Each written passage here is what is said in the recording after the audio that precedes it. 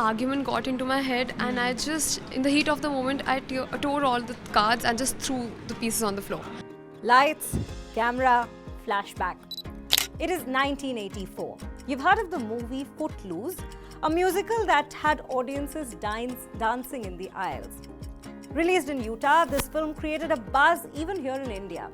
But you're unsure if it will even screen here, and if it does, it'll require a meticulous plan and a significant chunk of your savings to watch it. What a daunting task for an audiovisual treat that lasts hardly for 2 hours. Fast forward to 2011. A new rendition of Footloose is out. This time, you may not even bother to watch it immediately. What's the big deal about a musical that might be a mediocre recreation of the classic? Moreover, you can always stream it online, lounging at home. And well, the latter is probably what will determine whether you watch it immediately or not. It is all about the ease of access to the whole world. I mean, think about it. It's 2024 now. You spend a good part of your day binging, watching movies, shows, or even shorter content like reels. Gone are the days of eagerly awaiting a TV's movie commercial break or rushing to the kitchen for snacks, hoping to get back right in the nick of time before the movie resumes. That thrill is long gone. Now the biggest dilemma is deciding what to watch today. A grave question indeed that I also, in fact, often face. But what has conditioned us this way over the decades and generations? Well, our previous generations loved referring to it as, this generation just has it too easy, or well, they're spoiled with so many choices. But a rather appropriate term for this exists, and it is called instant gratification. Well, you're likely to be familiar with this term. Let's delve into its concept and how having everything at our fingertips might have spoilt us.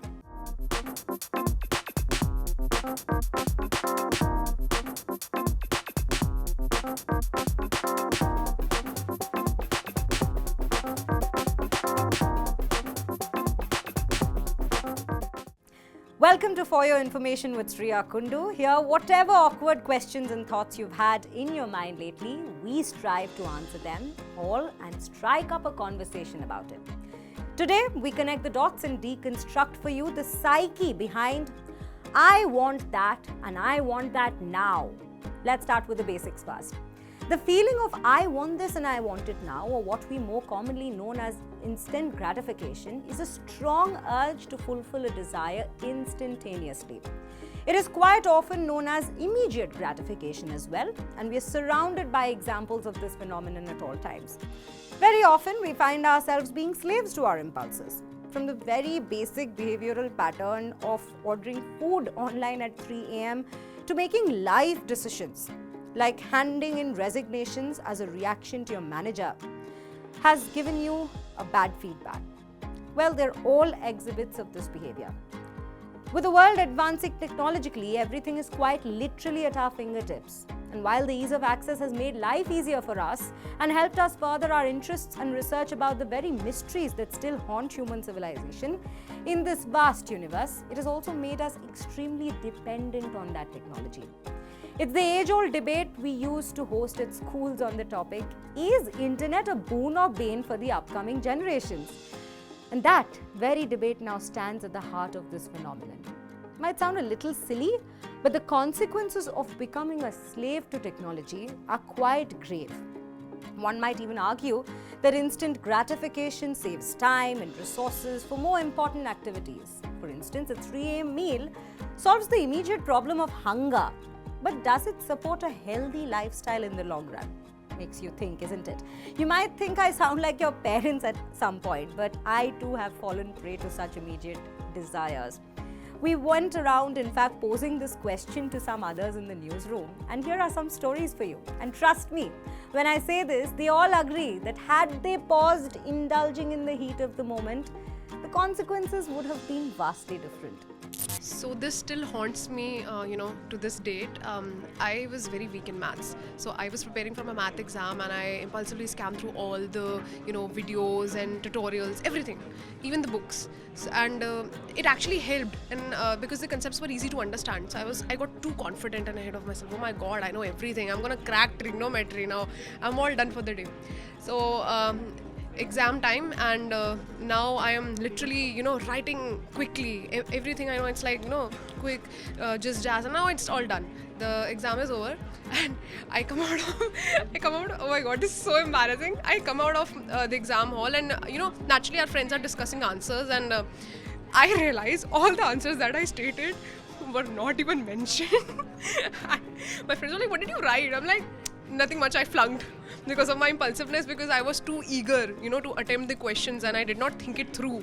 So I think that was the worst part. Even if I knew everything, I should have been, I should have had a planned it better and have a calm state of mind. Tell us your experience. Yeah, so probably the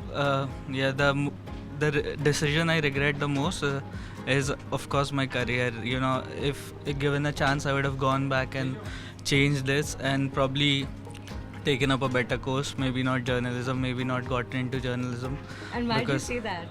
Because I've been in this industry for 6 years and still don't feel that I've made it. So I think probably. So you think better planning on career Probably would have helped? better planning and listening to your parents would help a lot. Okay, that is for people out there. Listen to your parents and plan better. I used to make cards for every year for my loved and near ones. But 3 years back, I decided to tear up all the cards that I had made for my father, and I gave the cards to him on his birthday. And I don't know why the argument got into my head, and I just, in the heat of the moment, I tore all the cards and just threw the pieces on the floor. Okay. And there and then I realized that I had done something very terrible. And today also, my father has kept all the pieces of the cards. And today also, when I see the pieces, I just feel that I wish I could just, go back in time and just change the situation. Because it's irreversible. Yeah. somewhere. Yeah. Then what exactly happened? The thing is, I broke my phone in just of anger. Just you were angry and you broke your phone. Yeah, I was on call with somebody, so they said something which triggered. So I highly regret that I shouldn't have broke my phone. And what phone was this?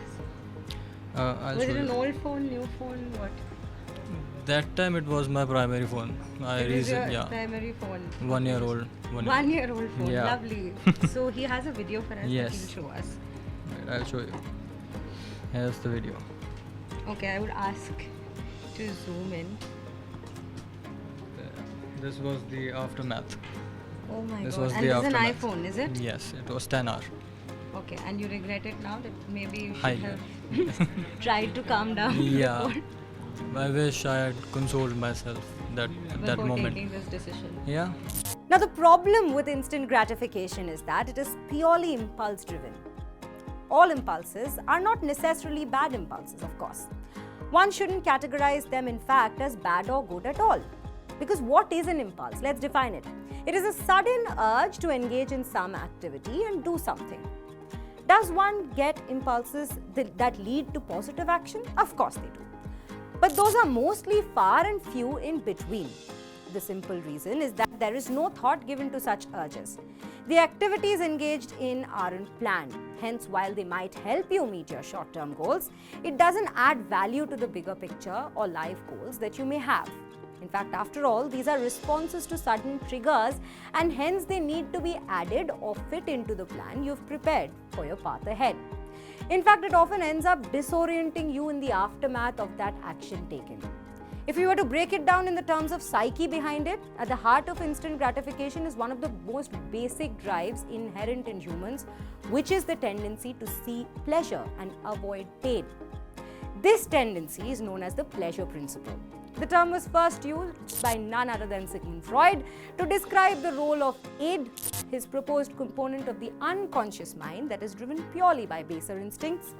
Interestingly, while most people think this habit plagues the Generation Z, Simon Sinek, the English-American author and an inspirational speaker, mentioned this phenomenon back in 2019 during an interaction he was having about millennials and their insatiable need for everything instantaneously.